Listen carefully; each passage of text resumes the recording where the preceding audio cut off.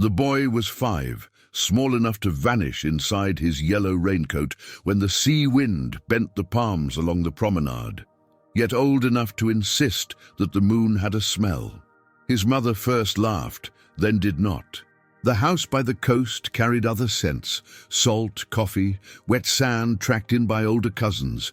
But when the boy pressed his nose to the window on clear nights and whispered that it smelled like the air after fireworks, like iron and burned matches, she felt a thin thread of cold tug beneath her ribs. He said it with the tenderness of remembering, not the imagination of a child discovering words. He said it like someone returning. In the mornings he drew circles, always circles, chalk arcs on the patio and ash-grey spheres on the backs of envelopes. He shaded their edges until they ached with crater shadow. He traced a seam across one circle and called it a sea, then scratched tiny triangles near the rim and told his mother they were mountains no ocean could drown. His father kept the drawings in a shoebox beneath the bed, the way fishermen keep old charts whose depths they do not admit to fearing. By the end of 1 month, the shoebox was nearly full.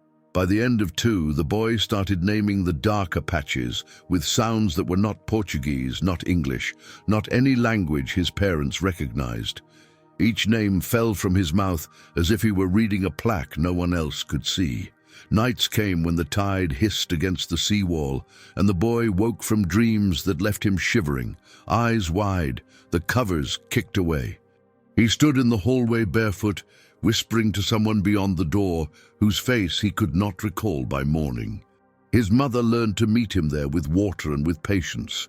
She never turned on the brightest lights. She sat with him until his breathing steadied and the house, placated, let down its shoulders.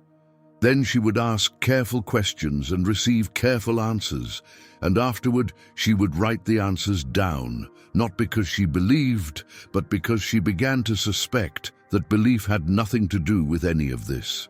One night he told her he had been higher than birds, higher than clouds, high enough to watch storms spin like slow coins across the ocean. He said there had been a window made of a glass that did not break and a metal that sweated when it slept. He said there had been a hum inside the walls and a rhythm under the hum, a heartbeat that was not his own. He said there had been other voices in his ear, speaking calmly, while his stomach rolled and his breath fogged inside a helmet that hugged his skull like a second, stricter head. He did not know the word for helmet. He cupped his hands around his face to show her. The next afternoon, when wind swept grit down the street and the sky went steel gray, the boy lined toy blocks into a narrow corridor on the floor and crawled through them. He moved with ritual focus, eyes narrowed, as if gravity had become thick and personal. When his father reached to steady the blocks, the boy shook his head and muttered that you must not touch the panel during ascent. He pronounced ascent with a cadence that did not belong to him, a clipped syllable that landed like a toggle switch. His father withdrew his hand as if the blocks had grown hot. The family did not talk about space. They were the kind of people who repaired nets, who knew the flavors of rain, who measured pride in the polish of a motorcycle tank. But after the boy's murmured assent, the father drove an hour inland to a used bookshop that smelled of sun-warmed glue and found a dog-eared volume about the great voyages of the 20th century. He brought it home, wrapped in brown paper like a secret. The boy opened to photographs of men in white suits standing on gray dust. He did not point. He did not smile. He simply traced the boots with one finger until his finger trembled. When strangers ask why we never return to the moon, most hear what they expect: cost, politics, priorities drifting like tides. The boy's mother had repeated those explanations, plain as recipes, whenever late television asked the question with headlines that curled like hooks. But now, in her kitchen, where the radio murmured and steam slicked the tiles, she listened to a different answer rising behind her son's teeth when he spoke in the quiet between raindrops. His voice made her think of closed rooms and sealed doors, of places where sound knows it must behave. He began to speak of a place that was not on any map in the book, a valley where the shadows stayed even when the sun cut low along the horizon. He described a crease in the ground that looked from above like a fingerprint, pressed deep by a thumb large enough to cradle mountains. He said he had seen something move there, not an animal and not a machine, a movement like breathing in the rock itself. At first, his mother thought he meant heat shimmering, the way the highway trembled above the asphalt in summer, but he shook his head and touched her wrist with his cold fingers and told her that the stone had widened its eyes. He said the eyes were white where all else was grey. There were other details. He recalled the taste of water recycled until it forgot it had ever been a river. He recalled the way dust flocked to everything, a lover without tact. He remembered that laughter sounded wrong under the rigid dome of a suit, that certain jokes bounced away like misthrown balls and did not come back. He told them that one of the older men, the one with the dry, patient voice, had a habit of tapping his thumb on the edge of a console when he thought no one was watching. He imitated the tap, slow, deliberate, like a metronome marking the beat of an old, troublesome song. His parents did not film him. They barely took photographs. It felt like trying to snapshot a tide. They let the days move over them the way light moves across a room, and only when the boy's preschool teacher sent home a note, "Your son keeps asking when we will discuss regolith. Your son says snack crumbs are a vector for contamination. Your son asks whether the sandbox can be sealed," did they consider telling anyone beyond the teacher and the old bookshop owner. The owner, a man with eyebrows like driftwood, had listened to the boys' careful phrases whenever they came by for more dog-eared volumes. He offered no theories. He offered more tea. In late autumn, when the northern winds left the palms ragged and the sea lay bone-flat and dark as slate, the boy woke from a dream so violently that a framed print rattled on the hallway wall. He sat up without crying, greeted his parents from a distance neither could cross. He told them there had been a countdown and a voice that said proceed and another that said hold, and the first voice that said negative, proceed now. And then there had been a long quiet in which nobody breathed because breathing felt disrespectful. He said he had been very tired then and terribly alert and aware of a promise he had made to someone not present. He would not say who. He refused gently, the way a monk refuses a second bowl of rice. That morning he went to the window and stared at the pale daytime moon until his eyes watered. He whispered something that sounded like an apology.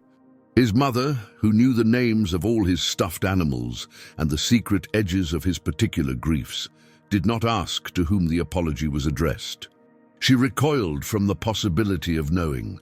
Word of the boy's knowledge crept as such words do, and after a while a woman arrived who said she studied memory, and beneath that, the other memory. She wore a scarf the color of old paper and listened more than she spoke. She sat on the rug with the boy and asked him to draw whatever he liked. He drew a black square with a circle in the center, bisected by a slender hand like a compass needle. Then he drew another circle around the first circle and shaded the region between until it looked thick like a belt. He said it was a boundary. He said they had not understood the boundary, not truly, and that they had tried to measure it with the wrong instruments. When the woman asked what the right instrument would have been, he said very softly, "A vow." The woman's eyes flinched. She tucked an escaped thread of scarf back into place and asked if the boy believed the boundary was a thing that could be offended. He told her the boundary did not care about offense, only about alignment, like a door that either meets its frame or does not. Then he looked up at the ceiling as if listening to someone stamping on a floor above them and said the word the way he had said, assent, clipped and borrowed. Alignment. From that day, sounds seemed to carry messages to him that others could not hear. The moan of a passing truck sent him to the far end of the room to stand exactly beneath the clock. The hiss of the kettle made him turn all the cups upside down as if to prevent them from catching ash. He began to flinch when someone dragged a chair. He began to relax when the radio drifted into static. He developed a habit of testing the edges of silence with his palms, as if the air might sometimes congeal and push back. His father took the book about the moon voyages and hid it again in brown paper. He wanted to dismantle the entire new language of their home, to bring back the homely nouns of fish and school uniforms and grocery lists. But the boy's sentences continued, tide after tide. One afternoon, while his mother trimmed dead leaves from a plant and tried not to look at the sky, he said they had never truly left, and that was why they could never truly return. The sentence fell like a pebble into deep water and kept falling. They asked him what he meant. He struggled then, as if translating a memory forged in a climate with less air. He told them that the first time men had walked upon that grey dust, they had stepped into an agreement older than the language they carried in their suits. He told them the imprint of a boot was not merely a print, not only a promise of photographs and proof. He said it was a mark in a ledger, and that ledgers always balance. He said some doors, when opened, do not shut behind you, but remain ajar in a permanent way, and that the light you think you brought into a place might actually be the light that place allows you to see. He spoke without drama, without the thrill of telling a secret. He sounded tired, like a custodian explaining evacuation routes for a building that has never once caught fire but might.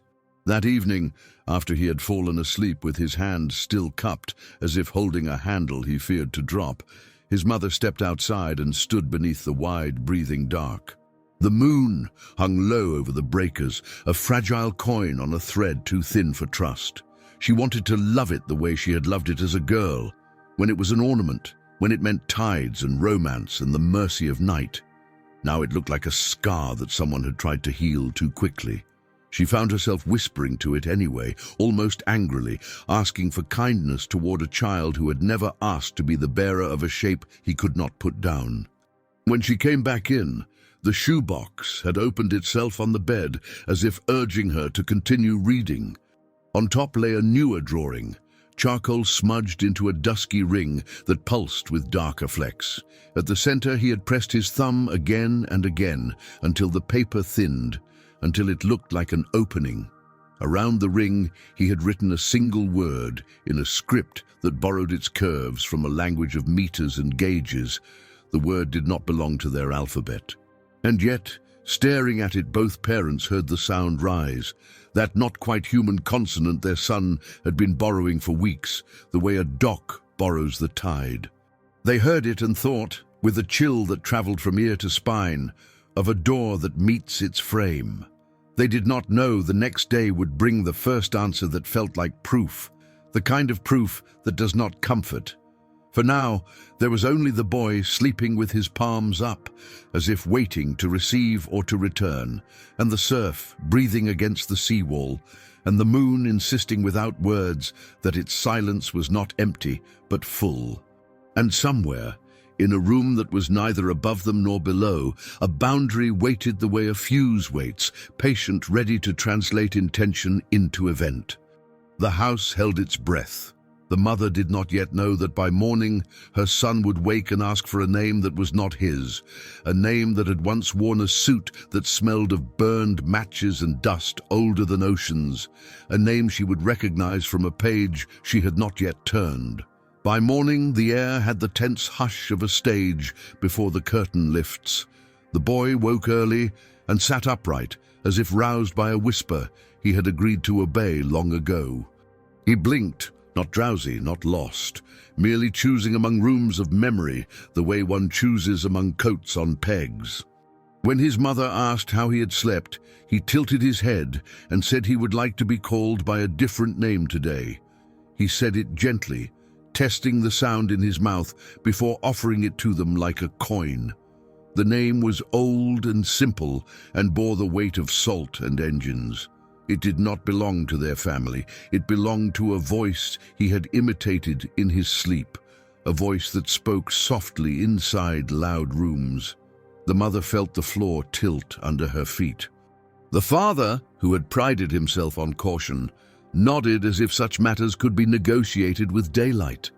He ate with unusual care, as if each bite required clearance. He wiped crumbs from the table, and then, with that same purposeful tenderness, wiped the invisible crumbs he insisted would otherwise interfere with seals. He turned the radio to a station no one in the house liked, one that played interviews from another century on certain mornings, and he sat with his hands flat on the table. His small palms looked like maps drawn in delicate blue rivers. The announcer, cheerful in that public way that makes grief seem impolite, mentioned an anniversary. The boy's eyes widened without surprise, as if a train had arrived right on time in a town that had forgotten it once had tracks. The segment cut to an archive recording, a countdown thick with breath and resolve, and the boy whispered the call-outs half a second before the tape delivered them. His parents heard in that half-second the difference between mimicry and memory. He anticipated not only the words, but the wet silence after certain phrases, the minute scrape of a fidgeting hand near a microphone, the quiver of an air conditioner working too hard with too little poetry. When a burst of static stomped across the signal, he lifted his fingers as though shielding an instrument panel, and when the voice on the tape said, "Proceed," his face softened into relief that did not belong to a child in a kitchen with cracked tiles and a leaning cactus. It belonged elsewhere, to a room sealed like a psalm. The mother turned the radio off. The quiet that followed had a shape. She did not fill it. She let it stand. The boy slid from his chair and went to the window where morning had stacked thin clouds like pages. He pressed his forehead to the glass and named the day's brightness on a scale that had nothing to do with weather. He said the word alignment again, not as a command, but as a diagnosis. He asked to go to the bookshop man. He asked to bring the drawing with the ring and the thumbprint valley and the word that did not belong to any alphabet they knew. The owner greeted them as if he had expected this visit. He moved slowly, not from age, but from respect, the way one moves around a sleeping animal. He cleared a corner of the counter and spread an old map of the sky, not a modern image, but a chart printed when certain mysteries still wore their proper size. The boy climbed onto a stool and hovered his hand over the map the way a dowser hovers a twig over thirsty land. He did not touch. He named a region near the bottom edge where light barely reaches, a place where the sun skims and refuses to rise. He spoke of the way shadows in that country learned to love themselves like religion. The owner glanced at the mother, then at the boy, then fetched a box from beneath the counter. Inside the box lay magazines the color of dry rivers, pages rippled by time and salt air. The boy slid one free, as if his hand remembered the weight of that specific paper. He turned without looking at page numbers, moved as if following a smell. When he stopped, he raised his head and recited a sentence before reading it aloud, and when the printed words matched his voice, the owner's eyebrows climbed toward the ceiling beam and stayed there like gulls. The boy traced a grainy photograph with 2 fingers and said the names of hills that were never christened for tourists, names that sounded like instructions, like agreements. He tapped a spot the magazine did not label. He said the stone there is not cold. The owner closed his eyes, as if suddenly uneasy about the roof. That was the first proof that felt like a hand on the shoulder. The second arrived by accident. A couple from out of town wandered in, eyes bright with the particular hunger of those who wish to collect history like shells. The woman wore a pendant shaped like a star and told the boy, in a voice pitched for children, that she had once tied the same knots sailors use. The boy reached for a length of twine the owner kept for packages and tied a knot the woman had not mentioned. A knot used to secure bags that should not open even in the roughest tumble. His fingers moved with the modest efficiency of those who, long ago, had no patience for applause. The man asked who had taught him. The boy said a quiet man who whistled when he did not know he was whistling. He did not elaborate. He walked to the shelf without looking and lifted a book that fell open to a photograph of a bag closed with the same coil of trust. The woman in the paper scarf returned that afternoon, as if she had been circling the street until something in the air gave permission. She wore the same calm and the same created neutral smile. She asked if she could record the boy's words in the old-fashioned way, with a little device that made a tiny red light when it felt important. The boy nodded, then asked her to place the recorder at the edge of the table, not the center, because the center conducted more than sound. She complied, eyes shadowed with curiosity and an ache that had begun to seem like respect. He spoke without drama, reciting the shape of a room where walls sweated and instruments kept time like cautious priests. He described a feeling that had run along the skin beneath his suit, like a draft that forgot it was air. He said that on the second day, or what they had called the second day because night did not arrive the way nights were supposed to, one of them had stood very still beside a ridge and listened to something that was not wind. He said it was like the sound a shell makes when it tells you a secret from a sea you are not near. He said the stone seemed to swell very slightly, as if turning its shallow sleep. The woman asked what the stone wanted. The boy said stones do not want. They remember their bargains. He told them that the question of return had never been logistics, never merely the price of fuel or the politics of pride. The quitting of the voyages had been a courtesy agreed upon in a room without air. He said that the boundary was a door that only opens when it is met with a certain exactness of intent, and that intent is a kind of music. When the music falters, the door forgets you. When the music aligns, the door regards you with interest. He said they had stepped inside, a listening. They had left with more than dust and photographs. They had left with a permission that must be honored like a loan. He said they had promised not to wake what slept along the fingerprint valley. He said the promise had been made without the usual words, made instead by posture and by pulse. The recorder's little red eye blinked, uninvolved and obedient. The mother stared at it as if it were a small, impartial judge. The father stood by the sink as if refusing to sit kept him tethered. The owner had offered tea, but no one had drunk it.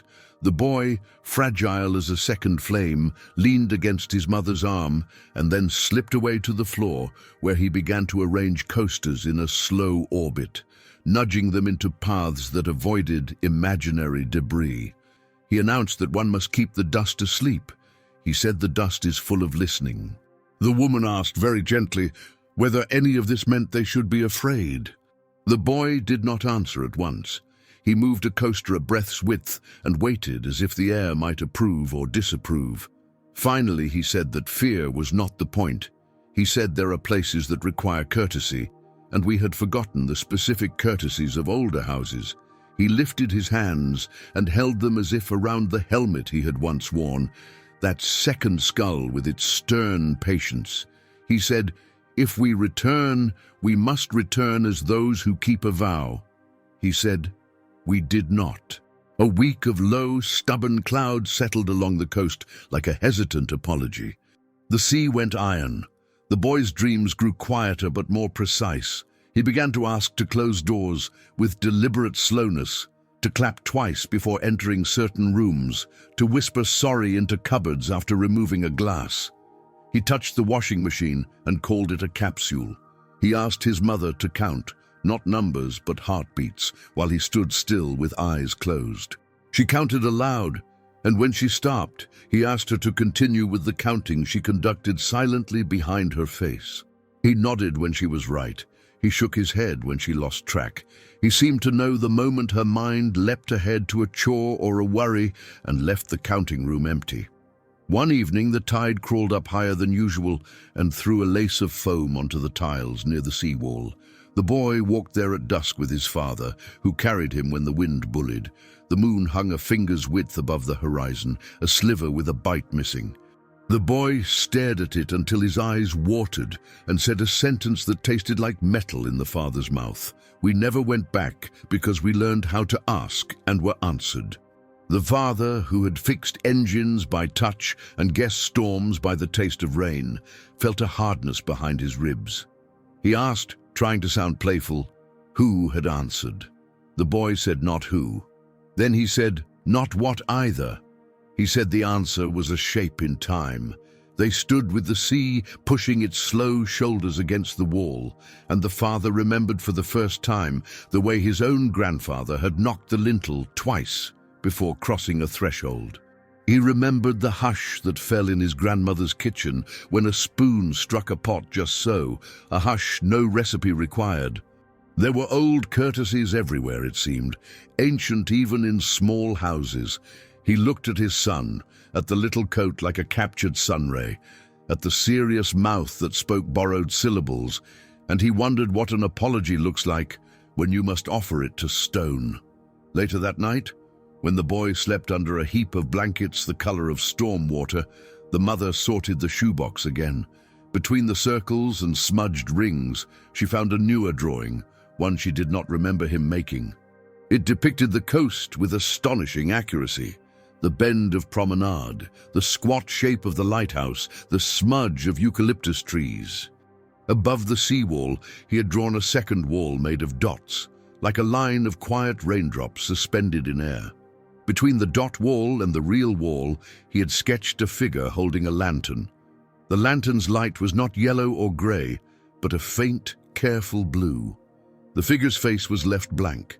The caption, though he rarely captioned, read only, "Not yet." She turned the paper over and found, on the back, a short line written in that other script, the one that borrowed its bones from dials and gauges.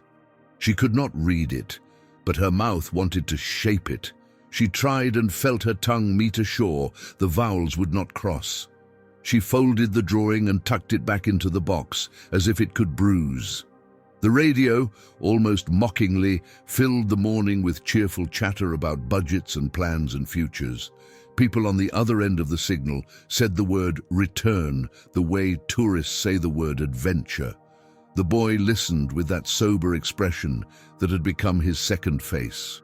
He said almost tenderly, "They will forget the vow." He said it as one comments upon a tide schedule, not with anger, but with the sadness of someone who has watched weather grow bored of clocks. The woman with the scarf stopped calling. Perhaps she had taken her recordings to a place where they could be put into graphs. Perhaps she had gone to sleep in a quiet hotel and dreamed of rooms with sweating walls. The owner began to stack new books atop the old, as if layering the present over a bruise. The parents spoke in code when they worried. They used the language of errands and groceries to hide the language of dread. And the boy kept arranging invisible orbits on the rug, kept listening with his hands, kept treating silence like glass. On a day that began with gulls screaming like children who had lost their place in a game, the boy turned from the window and told his mother they would not call it a return at all, not when the boundary sings. He said they would call it a correction. He said the white eyes in the stone open when a certain song is played. He said we do not know we are singing it. He touched her wrist again, the same wrist he had gripped the first time he spoke of the valley like a fingerprint. He smiled as if to soften the message, and then added, as if remembering to warn about slippery steps, that songs can be hummed by machines too. The mother wanted to take him to a place with trees and ordinary birds. She wanted to bury the shoebox in the garden and water the spot with an ordinary hose. Instead, she made tea and watched the steam curl like handwriting that fades in air. The boy sipped without complaint. He looked very small and very old. He traced a circle on the table with the wet ring left by his cup, and then, with his finger, drew a line through it. He said, "Not yet," again. He looked up at her and tried to borrow a smile from the life that had once been only sand and cartoons and bedtime. Night came without ceremony. The house settled its boards and window frames with familiar clicks and groans. The moon rose and stared with its good eye. Somewhere out beyond the seawall, the tide leaned in as if to listen. The boy, asleep, twitched as if adjusting a suit that was not there. The mother stood in the hallway and rested her hand against the doorframe and knocked twice, not sure whether she was asking to enter the room or asking the room to enter her. In the thin hour before dawn, when even clocks whisper, a sound came, soft, distant, like a page turned in a large book. The boy sat up, rigid, eyes open but not seeing the room. He said, as if answering a call, the first word of the vow. He said it perfectly, the way a key fits a lock it was carved to meet. The house felt colder, or perhaps it only remembered its age. The mother held her breath without knowing she was holding it. And in that breathless hold, just for a heartbeat that did not belong to any of them, the boundary seemed to lean against its frame, listening. The boundary listened, and the house, as if sensing it had become an eardrum, held every sound like a misdelivered letter. Dawn thinned the windows into pale parchment. The boy's lashes trembled and then settled.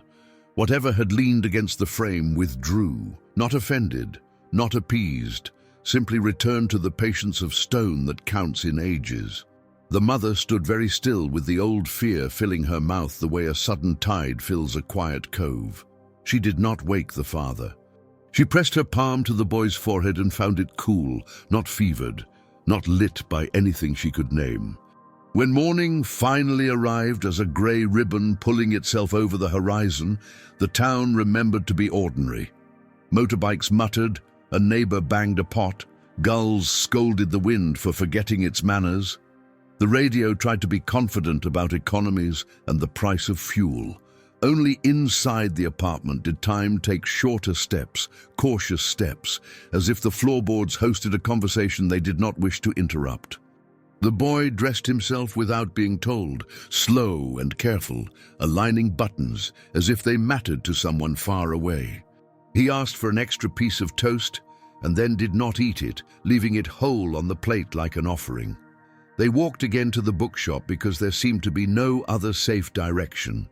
The owner had rolled up the metal shutter early. He stood in the doorway with both hands wrapped around a striped mug and greeted them by nodding, the way men nod when they have already decided to believe something larger than their skepticism.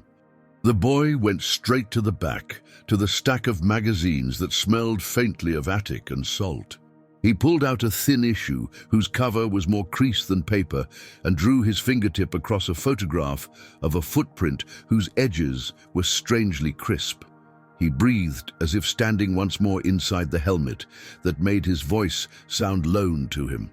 The woman with the paper scarf had left a note. The owner passed it to the mother without commentary. The note was neat, almost apologetic. She had taken the recordings to someone who knew how to listen differently. She had been asked to ask for permission to bring another listener, a man who collected sounds too slow for ears, who caught them on long reels and translated them into graphs that looked like winter hills. The mother read the note twice and pressed it to her chest, as if nearness might ring out an easier answer. The boy said, not unkindly, that the other listener would be late.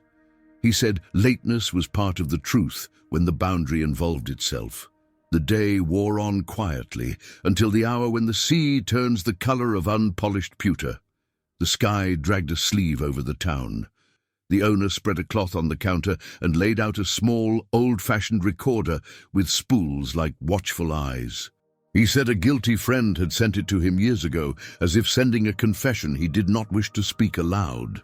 He wound it gently, and the boy, standing on tiptoe, reached out and paused it with 2 fingers. He asked the owner to count 3 breaths and then start.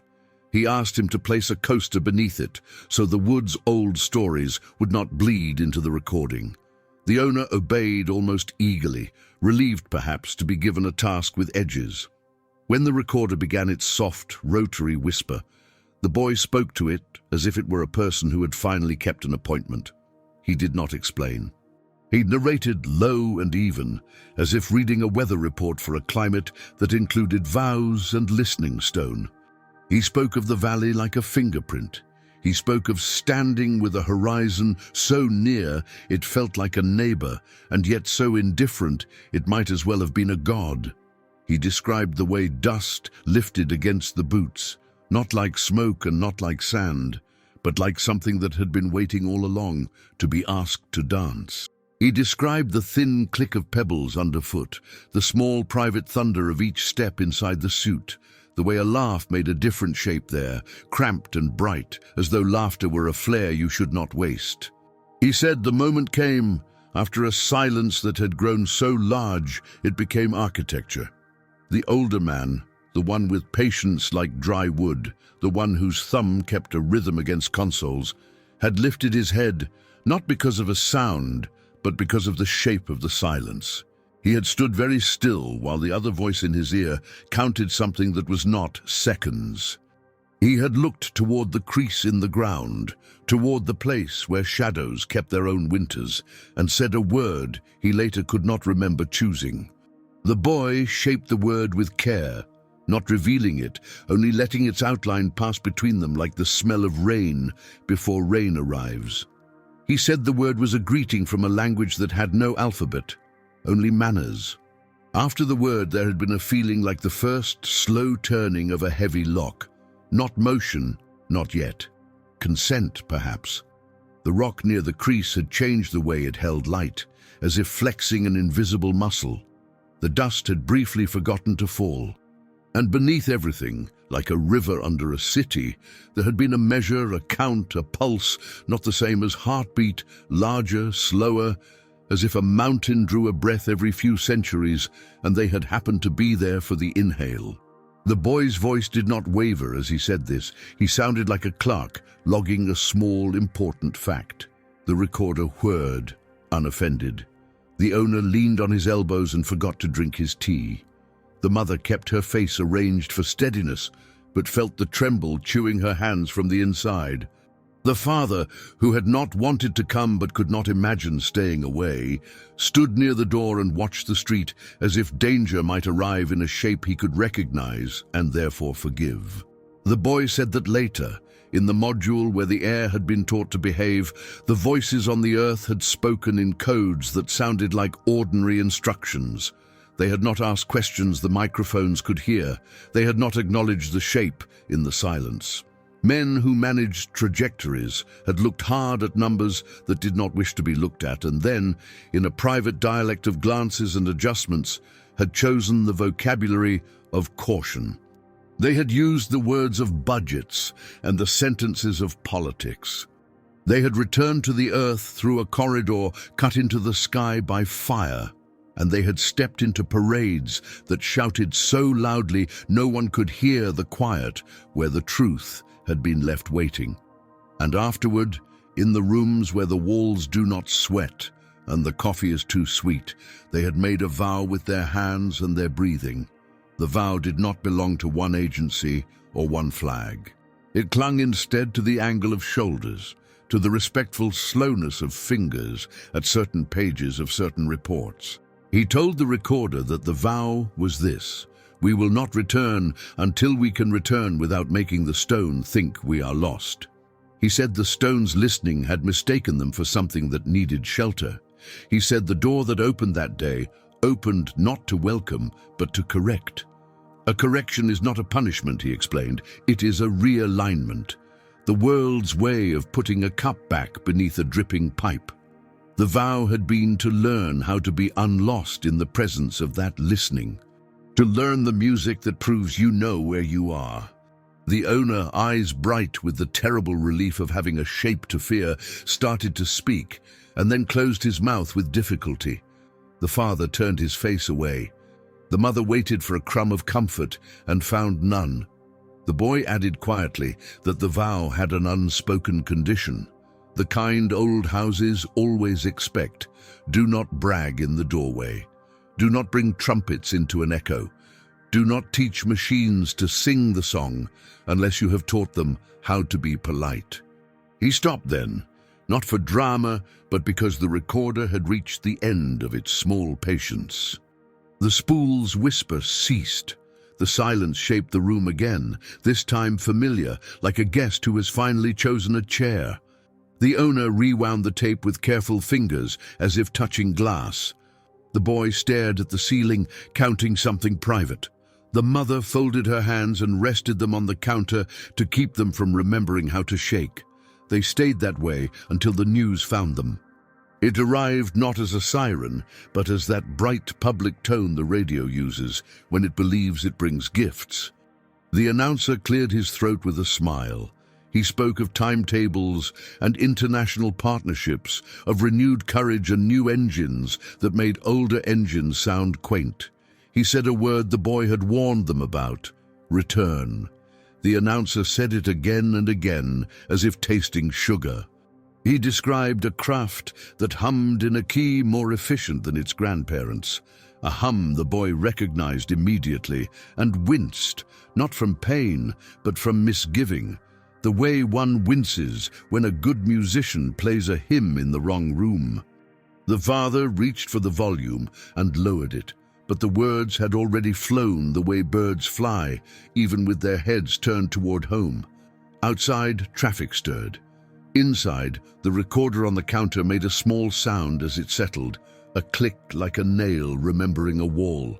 The boy whispered to no one in particular that songs can be hummed by machines. He did not sound surprised. He sounded like a calendar that marks anniversaries no one else remembers until it is too late to buy flowers. The owner gathered himself and spoke the practical questions adults use as umbrellas. What should be done? Who should be told? Whether the woman with the scarf would bring the other listener? The boy listened politely and then said a sentence that prickled the skin of everyone in the room. It will wake differently this time. He said the door had learned them too. He said boundaries are not permanent architecture, but negotiations, and all negotiations, remember. On the walk home, the sea had become a language of small angers. Foam cuffed the stones. The boy kept pace without complaint. He seemed to listen past the town, past the gulls and the dogs and the arguments inside tires, to a slower conversation carried between moon and tide like a message folded into cloth. When they reached the seawall, he paused and placed his small hand on the rough cement and kept it there a long moment. He closed his eyes. The mother almost asked what he heard. She did not. She waited, and when he lifted his hand away, she saw the print it left, damp and small, and she thought unreasonably of the famous print in the dust, crisp and undisturbed, and how some marks do not belong to the thing that made them, but to the surface that keeps them. That night, he woke again in the thin hour and walked to the kitchen without turning on a light. He took down the single blue cup, the one with a hairline crack like a lightning scar, and filled it halfway. He set it at the very center of the table and then moved it a fraction left, then right, nudging for a balance no human eye could measure. He stood with his palms up, as if offering, as if listening with skin, and then he spoke a single word that sounded like a hinge, deciding. The air felt colder, then warmer, then ordinary. He opened the cupboard and whispered sorry to the dark. He returned to bed. In the morning, he asked for the shoebox. He lifted the newest drawing, the one with the dot wall above the seawall and the lantern, and worked on it with a piece of charcoal so small it looked like a burnt breath. He shaded the lantern's flame until the faint blue became a deeper, steadier thing, and then he added a second figure at the edge of the dots. This second figure held nothing. Its hands were open, its palms glimmering with the bare suggestion of light. The caption changed itself as he wrote. It no longer said, "not yet." It said, "learn." The mother thought of the vow. She thought of learning as a kind of singing. The boy did not say whether the learning belonged to them or to the machines or to the stone itself. Perhaps the boundary had been waiting for a lesson taught by both. Perhaps they were all terrible students. Days telescoped into one another. The woman with the scarf returned at last with the other listener, a thin man with headphones that looked like two small, sober moons at his ears. He placed on the counter a device the size of a lunchbox, bristling with dials. He asked the boy, very gently, whether he might listen to the quiet near the seawall. The boy considered this the way one considers whether to knock before entering or shout from the gate. He nodded once. They walked out together, the adults watching as if releasing a bird they did not trust to find its way back. At the wall, the listener set his device on the damp stone and stretched a thin cable over the side toward the rocks. He was not foolish. He clipped it safely. He adjusted knobs with the reverence of a monk at bells. The boy stood with his palms forward, eyes unfocused. The device produced a sound like a continent breathing beneath pillows. It was not music and not weather. It was the rumor of something too old for either. The listener's face changed. He looked at the boy and then at the mother and father. He tried to smile and found that he could not find the shape. He said he had never heard silence shaped like a memory. They recorded a while. The boy lifted his hands once, and they all felt the air thicken deliberately, the way a large room feels when a door closes at the far end. Then it thinned. Then it settled. The listener rewound, played back, captured the strange winter hills across paper, a graph of quiets and almost quiets. He tapped one peak with a blunted pencil and asked the boy, as if asking a beekeeper about bees, whether that was the hinge. The boy nodded and said a word that made no sense, but felt like a conclusion. Back at the shop, they poured the quiet into their ears and tried to hear the music inside it. No one did. The boy only closed his eyes and seemed to be listening to something behind the listening. The radio, with vulgar optimism, announced that training had begun for a new crew, that partnerships had been forged, that nations had agreed not to call it a race, but a shared ascent. The boy leaned his head on the mother's sleeve. He said almost apologetically that the stone does not understand sharing the way they meant it. He said sharing for stone is the way rivers learn to carry not only water. The father asked finally and helplessly what could be done. He spoke into the dust motes like a penitent. The boy looked at him with love that was older than families. He said they must learn to arrive without seeking to be witnessed. He said they must teach their machines a kind of shyness, a way to hum that says we are not lost. We know exactly where we stand. We do not need the door to adjust us. He said there is a tone that tells boundaries you have brought your own map. He paused and looked out the window toward the moon, which had already risen pale as a rumor above afternoon's shoulder. He said, "They do not know this tone yet." And then, almost as an afterthought that rearranged the room, he added, "The song they have chosen is close. Far away, beyond their small town and its seawall and its useful bookshop, men and women in bright new laboratories tuned engines to efficiencies that sounded like prayers spoken into microphones. The vow lurked only in the seams of memories, unfiled and therefore unfindable. The world applauded its own momentum. The boy slept with his hands open, as if ready to receive or surrender, and the boundary, somewhere between dust and deal, tested its hinge with the patience of the oldest rooms.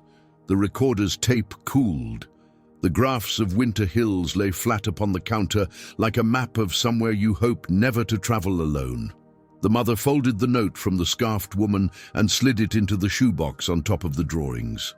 She carried the box to the wardrobe and set it high, not to hide it, but to raise it to a shelf where one keeps the heavy things that must not, at any cost, fall. She closed the door and waited for the click of the latch and found none. The wardrobe's door met its frame and stayed there, unlatched, agreeing to stay closed, out of courtesy, alone. That night, the moon looked larger, for no reason anyone could agree upon.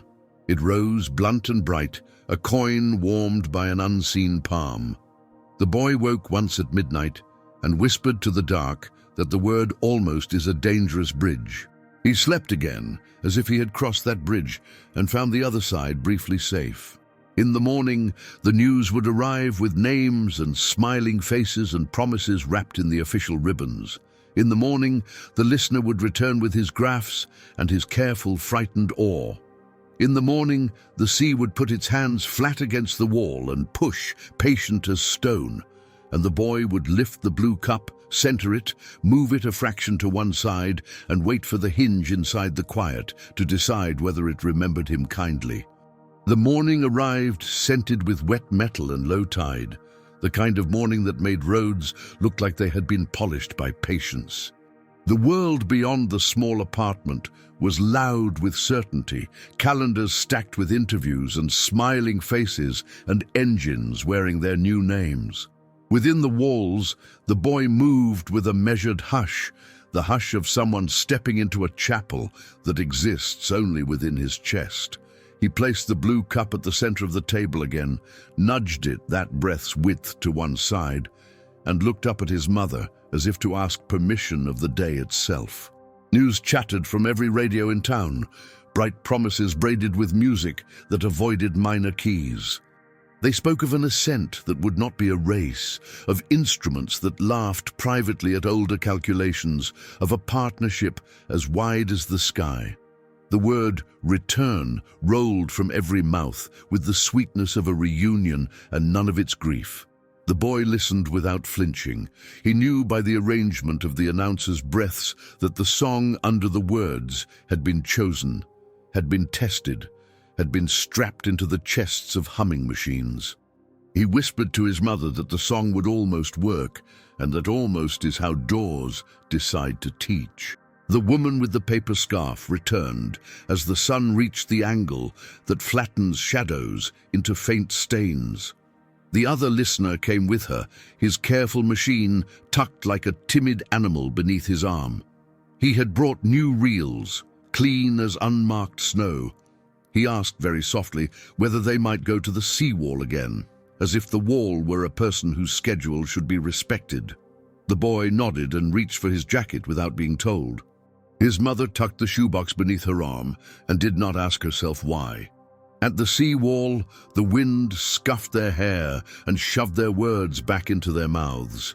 The listener arranged his device with ritual patience, paying attention to angles the way a gardener listens to the ground before choosing where to put a seed. The cable slid down to the rocks with a faint hiss. He turned a dial and the world offered them its slow, subterranean rumor. It was the same deep knot music as before, but today a faint, wavering thread had woven itself through the hills and troughs of quiet. The boy closed his eyes and tilted his head. He said, over the rush of water and air, that far away engines were waking into their rehearsed hum. They stood in a crooked line along the wall, mother, child, listener, scarfed woman, like figures in a painting that does not wish to be too tidy. The town behind them continued its mercies and its errands. The boy lifted his left hand, palm outward, and in the same moment, the listener's device drew a new shape across the paper. The thin thread in the silence thickened, as if noticing it had been heard. It trembled and searched the room of air for echoes where none were expected. The boy whispered the first word of the vow, then the second. The scarfed woman pressed her scarf to her mouth to keep from losing the sound under her own breath. From the speaker came the far-off, dressed-up clamor of the day's ceremony, the cough of microphones, the murmur of a crowd fenced by distance, the measured music of a controller's voice speaking to a ship he could not touch. They had not meant to capture it, and yet there it was, carried by folds in the weather, by the long copper threads that stitch continents together in the dark. The boy's shoulders drew back, not in pride, not in fear, but in recognition. He could hear in the timbre of the engine checks the note of almost. He could hear in the stepping of the call-outs a politeness built for people, not for stone. He placed his small hand on the concrete and felt the granules under his palm awaken to their own memory. He said, not to the others, but to the boundary, that they remembered the promise. He said they were trying to keep it. He said they had learned how to tie new knots, but had not yet learned how to carry the rope without showing off. The wall did not answer. The sea did, throwing a little spray over the lip of stone, a laugh too cold for mockery. The broadcast swelled. The boy's mouth formed words before the radio caught up. Hold, proceed, stand by, resume. The scarfed woman, shivering for reasons she could not fully place, turned the volume down until the voices sounded like a prayer lost in a corridor. The listener stared at his graph as if it were a seismograph of a planet he had just discovered. The boy's mother kept her hand near his shoulder without touching him, as if touch might be a lever she did not trust herself to pull. A hush descended that belonged to no weather. Even the gulls paused, their complaints pinned under the broad thumb of a larger listening. Somewhere above a continent, fire braided itself into a column and held a ship in its hot fist.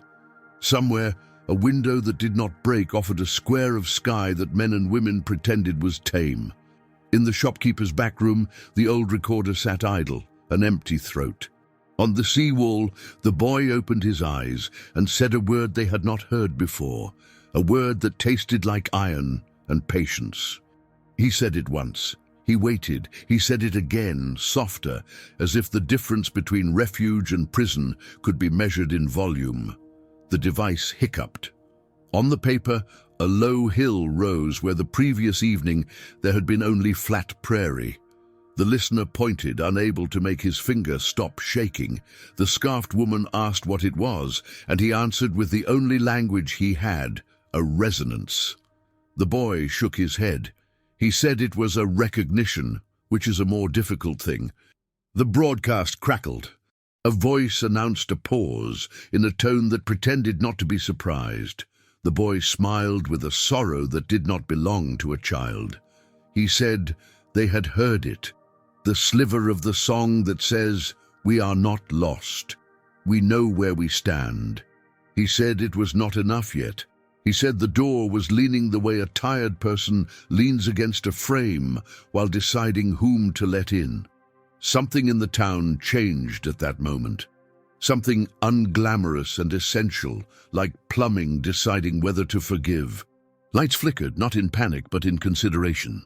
Far down the beach, a mongrel dog stopped barking and looked toward the horizon, as if remembering a previous life in which his work had been to guard thresholds. The listener, trembling, tightened a dial with 2 fingers and asked the boy, though he did not know he was asking, what else the tone required. The boy did not answer with a word. He lifted the lid from the shoebox and removed the drawing of the seawall and the 2 figures and the lantern. He held it up like a pass. Then he placed the drawing on the stone and set the blue cup upon it, directly over the faint blue flame.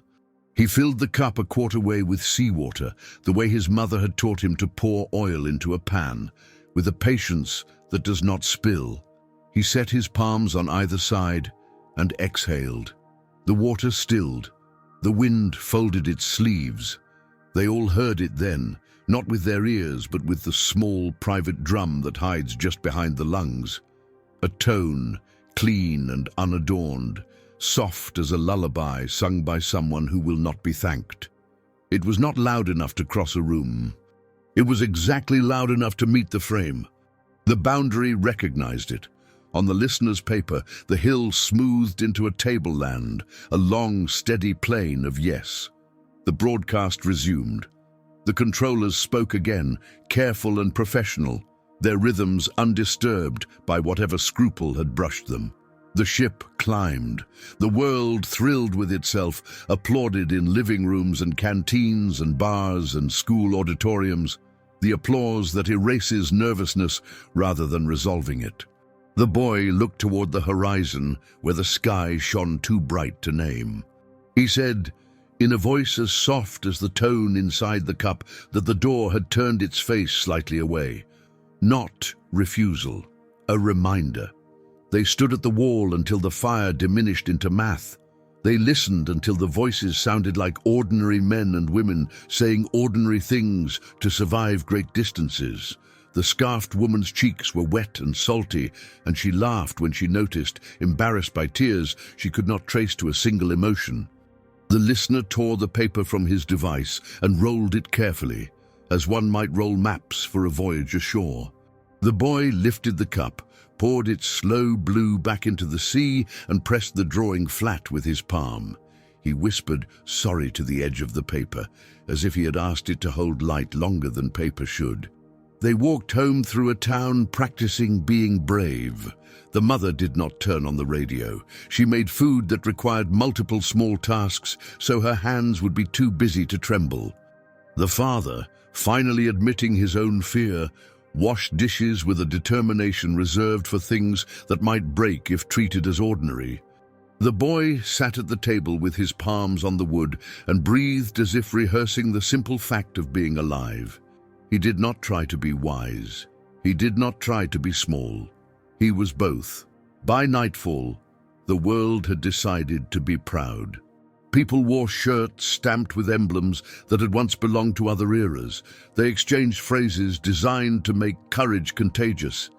None of it was untrue, and yet the mother found herself wandering to the window again and again, looking up at the moon as if it were a neighbor who might want a quiet word across the fence. The moon declined to explain itself.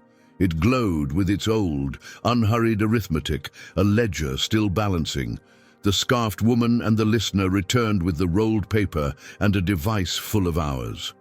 They set the recorder on the table, and the scarfed woman said the word "please," not for permission to begin, but because some doors prefer that word to all others.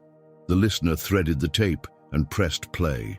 What filled the room was not the broadcast, not the public climb of a new ship, but the small tone from the seawall, the one that had met its frame. It was almost nothing.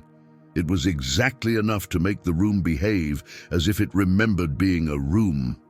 The boy spoke then, slowly, selecting each word as if it might bruise on the way out. He said the secret had never been a mechanism hidden in vaults or a politics too shameful for daylight. It had been the shape of a promise. He said, "We did not return to the moon because we had promised not to wake what sleeps in the valley like a fingerprint until we could arrive without asking the door to fix us." He said the stone would always try to correct us, and the correction would always be thorough, and we had not been ready to be held that completely by something that does not know how to be gentle on purpose. He looked at his parents the way an elder looks at children who have done nothing wrong except collide with the old laws of a larger house. He said the vow had kept. He said there would be more climbs, more songs, more almosts. He said one day they would find the exact music that tells boundaries we carry our own map. And that day, the door would open without leaning, and the stone would listen without mistaking us for lost things. He said older houses can learn new courtesies, so can guests. Then he grew quiet in the deep way that means words would not be helpful. He walked to his room and stood in the doorway, knocking twice on the frame without thinking, then stepped through. He pulled the shoebox onto his bed and removed the last drawing. It was a circle, dark as evening, with a thin, bright line crossing it diagonally, not a slash, not a wound, but a path. Along the path he had drawn, with the smallest strokes his hands could manage, a chain of lights that almost touched one another, each one a lantern whose flame leaned toward the next. Beneath it, he wrote in his borrowed script something that did not belong to any alphabet, and yet somehow his mother could read, "Walk like those who know the floor." No parade came for that sentence. No report filed itself. The recorder clicked to a halt with the satisfaction of a task completed. The listener packed his careful device. The scarfed woman folded her scarf around her throat as if guarding a temperature newly precious to her.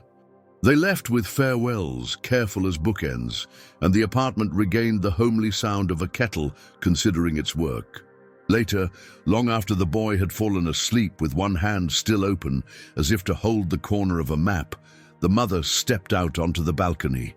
The sea breathed, unspectacular and certain, playing its old game of theft and return along the stones. The moon shone with its steady white, neither smug nor shy. She found herself speaking to it, as one might speak to a friend who will not answer but will never lie. We are learning. We are slow. We are trying not to wake what we cannot yet comfort. We are practicing the tone that says we are here and we are already home. Far away, high above a planet that loves to invite and correct, a new ship crossed from blue to black. Inside, the hum kept its chosen key. No one aboard felt the old sudden pressure of a door leaning from the dark. Not yet, but when the crew slept later, each of them dreamed of a lantern whose flame was a patient blue, and of walking across a floor that recognized their feet, and of a valley with white eyes that did not open, not this time, because someone had remembered to knock. In the morning the boy would wake and ask for the blue cup, and he would set it at the center of the table and move it that breath's width, and he would listen for the hinge, and it would answer with its faint, kind click. He would go to school and ask for the sandbox to be covered after play. He would tie a knot that kept the grain in the sack when the sack tumbled. He would whisper sorry to cupboards and thresholds and sleeping tools. He would map the world with courtesies intact. He would be, in his small, stubborn way, a promise being kept. This is why we did not go back, and why we will, and how we will know we have learned. When the door opens without leaning, when the dust does not rouse itself like a guard, when the boundary hears our song and answers not with correction, but with recognition. On that day there will be no trumpet fit for the echo. On that day the quiet itself will applaud. If you felt this story settle somewhere you recognize, tap the like button so more curious souls can find it. Subscribe to Past Lives Uncovered for more long cinematic journeys into memory and mystery, and ring the bell to never miss an episode. Share this with a friend who loves wondering, and tell us in the comments what you think the vow truly asks of us.